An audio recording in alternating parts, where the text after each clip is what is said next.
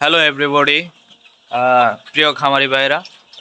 আপনারা অনেকেই একটা মানে দ্বিধার মধ্যে থাকেন খামারি ভাইরা, আপনারা কি ফাইভ করবেন নাকি নিপেল করবেন?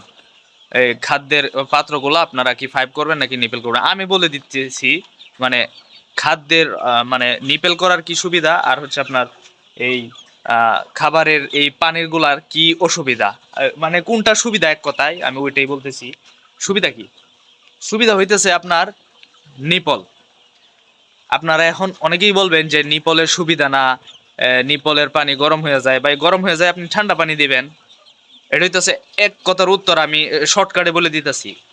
যদি মনে করেন আপনার মুরগি ঠান্ডা পানি পাবে শীতের সময়, গরমের সময় আপনার গরম পানি পাবে, তাহলে টাইম টু টাইম আপনি আপনার টাঙ্কির পানি বলতে মনে করেন যতটুকু পানি প্রয়োজন হয় ততটুকু টাঙ্কি নেবেন, এত বেশি টাঙ্কি লাগাবেন না। এই ট্যাঙ্কির পানিটা আপনারা এই নিপেলের মধ্যে সিস্টেম আছে, আপনি এই পানিগুলো ফেলে আপনি নতুন পানি দিবেন। আর অসুবিধা কি? নিপেলের অসুবিধা আপনারা যেটা মনে করেন এটা অসুবিধা না। আপনি যখন খাদ্য দিবেন তখন আপনার নজরেই আসবে কোন নিপেলটা নষ্ট, কোন নিপেলের মধ্যে পানি পড়ে না।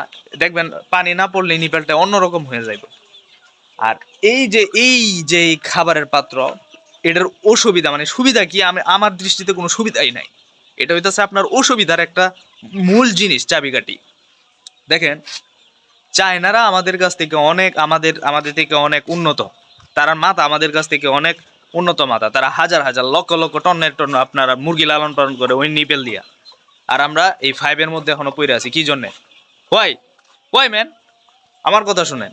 আপনারা নিপেল করবেন, হ্যাঁ, আপনাদের ভালোর জন্য বলতেছি। এই ফাইভের অসুবিধাটা কি?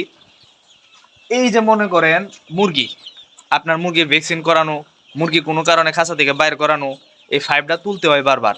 ফাইভের মধ্যে একটা জোড়া আছে যা আমরা ধূপ দিয়ে লাগাই। এই ধূপটা কিছুদিন পর পর মনে করেন এই দিক দিয়ে লিক করে, যার কারণে ফিডারের পাত্রের মধ্যে আপনার এই যে খাবারের পাত্রের মধ্যে আপনার এই পানি পড়া খাবারগুলো নষ্ট হয়ে যায়। এতে করে মুরগির অসুবিধা হয়, আপনারও সমস্যা। মুরগির অসুবিধা মানে আপনার সমস্যা। এবং কি, এই যে এই ফাইভগুলো আপনারা লক্ষ্য করে দেখতে পারবেন, দেখাচ্ছি।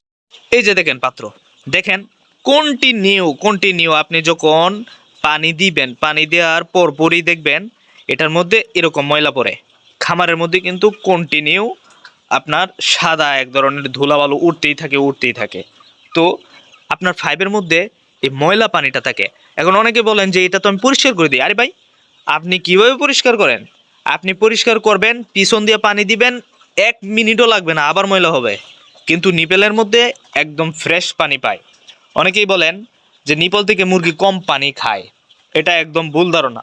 নিপেল থেকে মুরগি কম পানি খায় না, বরঞ্চ নিপেল থেকে সে সুবিধা পায়। কেন সুবিধা পায় আমি আপনাদেরকে প্রমাণ করে দিতেছি। একটা নিপেল, আপনারা মনে করেন যে আপনারা গ্লাস দিয়া পানি খান আর নিপেল হইতেছে সিরিঞ্জ। আরে ভাই, ওই দিক দিয়ে যদি তুলনা করেন তাও তো আপনি ভুল। কারণ মুরগির একটা ঠোঁট, আপনার মুরগির ঠোঁট যতটুকু একটা নিপেল ততটুকু। মুরগির ঠোঁট যতটুকু সে ততটুকু পানি খাবে। মুরগির ঠোঁট যতটুকু সে ততটুকু পানি খাবে, মনে রাখবেন। আর ঠোঁটের চাইতে বড় যতই থাক আপনি কিন্তু তার সে ততটুকু পানি নিবে না। তো একটা নিপেল মনে করেন এই যে এই তারটার মতো মোটা হয় পানির ছিদ্রটা। তো নিপেলে যখন সে টাচ করে তখন তার মুখের মধ্যে যতটুকু পানি প্রয়োজন হয় ততটুকু পানি কিন্তু সে গ্রহণ করতে পারে। এতে করে তার কোনো অসুবিধা হয় না। আশা করি বিষয়টা বুঝতে পারছেন। তো আপনারা যারা যারা এই ফাইবার ফিল্টারের পাত্র আছেন, এরপর এটা ক্লিনিং একটা এক্সট্রা একটা টাইম যায়, সময় যায় এই আপনার পানির পাত্র পরিষ্কার করা।